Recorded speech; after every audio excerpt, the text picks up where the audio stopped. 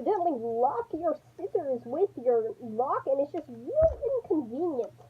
Like, look at this. Look at that inconvenience. Well, I have a job for you. First, find your keys.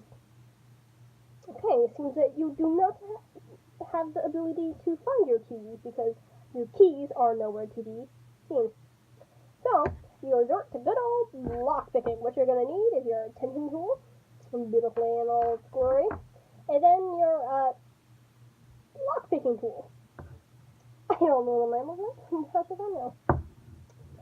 Anyway, what you're going to need to do is see that little slot right there? Just slide it in, just like that.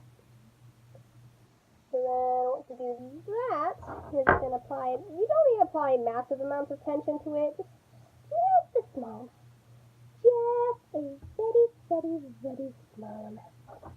Once you do that, you want to grab your other lock picking tool and just stab it. Stab the lock. Then if you have an easy lock, which you probably do because you know, you want to make sure that you can always access this, then you should be able to, you know, just lock it pretty easy. And it's like, wow! Look at how easy that was. No magic, nothing. Pure skill. Okay? Now that was lock picking by me.